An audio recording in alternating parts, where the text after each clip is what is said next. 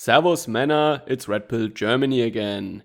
It is a catastrophe for our leaders in Germany, for our elites. Germany is losing the race. No, that is not a witty pun or an attempt of a dog whistle from my side. No, I mean a race in the sense of a competition, okay? The numbers are down. The numbers are sinking.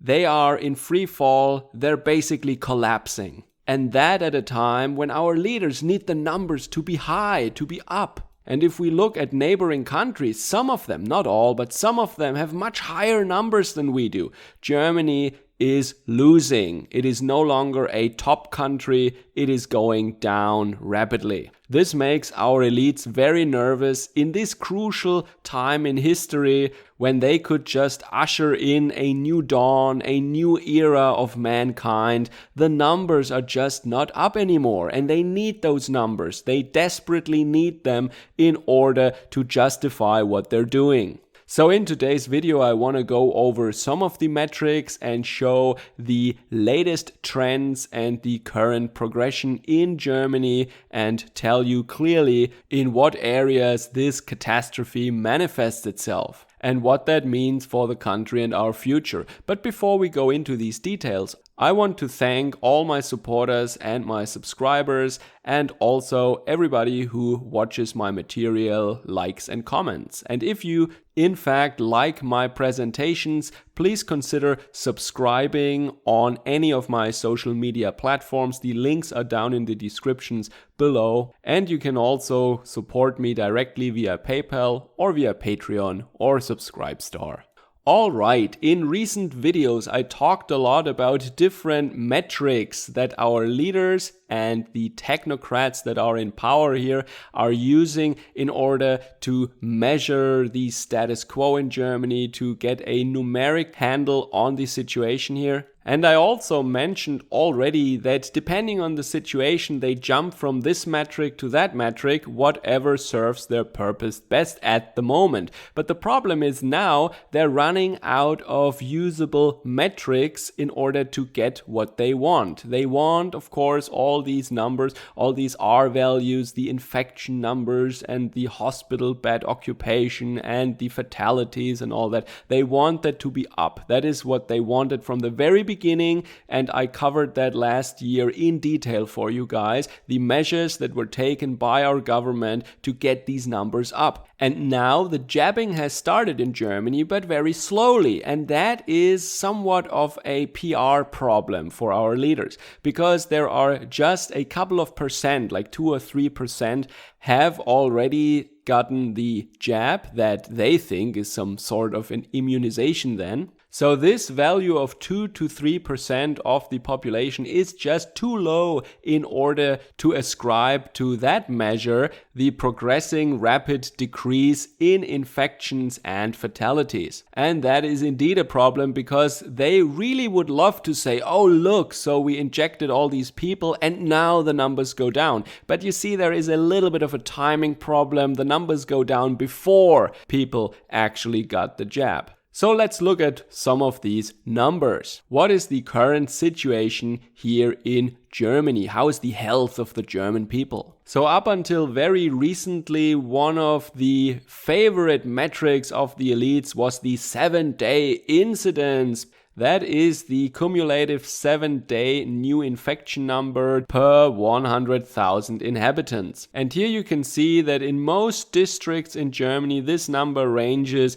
between 50 and 100, which is very, very low, almost nothing. And there are more and more areas where it is even below 35, which is extremely low. In Germany overall, the daily new cases are around 8,000 right now, and the still active cases are rapidly approaching the 100,000 mark. In terms of daily fatalities, we are below 500 a day right now, which does not cause any excess mortality whatsoever for Germany. And while there was a little bit of excess mortality around the Christmas, New Year's time, which is, by the way, very usual for this time of the year and not at all extraordinary, even though it is called excess mortality, but that just means a mortality that is significantly over the annual background signal. But in the cold season, that is usual. So overall, for the entire year, that is not an anomaly whatsoever.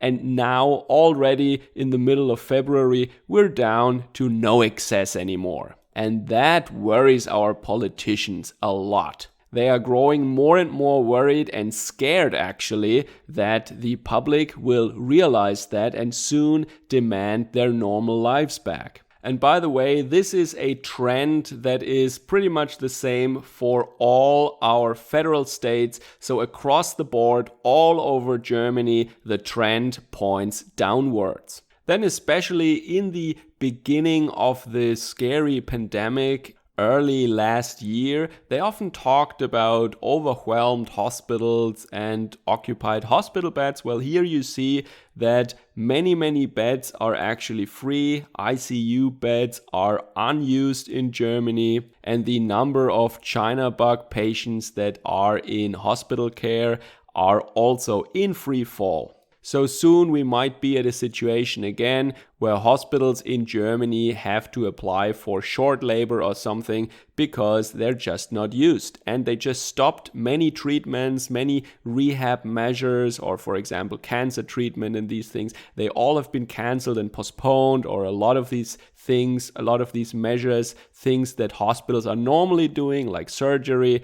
Many of these things have been cancelled and are not being done at the moment. So the question is, when will they start their normal operation again so that people can get the health care that they actually paid for every month? Because throughout the last year, that was basically not possible. It was very likely that if you had a health problem, you did not get the care that you would normally get because they said, oh, we cannot help you right now because our hospital is busy with keeping beds empty and sending their staff home. I know this from first-hand experience, from people that I know, that I work with, and I also read about that in the news. So you hear that from more than one source. The picture that is presented is very clear. And yeah, once again, the same thing applies here. If these numbers are going down, it becomes progressively harder to justify the status quo. And that means businesses are shut, people are locked up at home, there are curfews. Hospitals, as I said, do not operate as they normally do, which means many people don't get the care that they need and they paid for. Cultural events are all cancelled and cultural and public life is basically non-existent. In many areas, you cannot consume alcohol in public and you cannot even buy it anymore. But the most important thing, I think, or the most vicious thing is that many people, many small and private businesses, family-owned businesses, they are basically living now under a occupational ban or something like that. They're not allowed anymore to open their businesses, to operate their businesses. They are going into debt rapidly. And I think there was never a time in German history when people were banned in such a broad way to work and to earn a living. And a second really important point is our democratic rights as citizens here. For example, peaceful protests, demonstrations, etc. Sometimes even assemblies of parties. All these things have been made impossible. The authorities ban these events. Things that are vital to the functioning of a representative democracy are just not possible anymore, which is of course exactly what our elites want. This is why they want this to go up. This is why they want the numbers to be up. The scare scenario must remain intact. And you see that here and there that they are getting more and more thin-skinned and they're lashing out against the citizens, against the political opponent. They are really scared right now. So that was a short presentation now about the current state of our health crisis here in Germany and what it means politically also. I will keep you posted if something will develop, but I can already say that they made up their mind that until the middle of March, all these measures will be prolonged until then, and they even said further than Easter, because the big thing is now people want to celebrate Easter. It is the highest festival in Christianity. It's very important. It is a family holiday, and people want to celebrate Easter, at least this year, but I think they will not be able to. Anyway, I keep you posted. So long, Servus, Kameraden.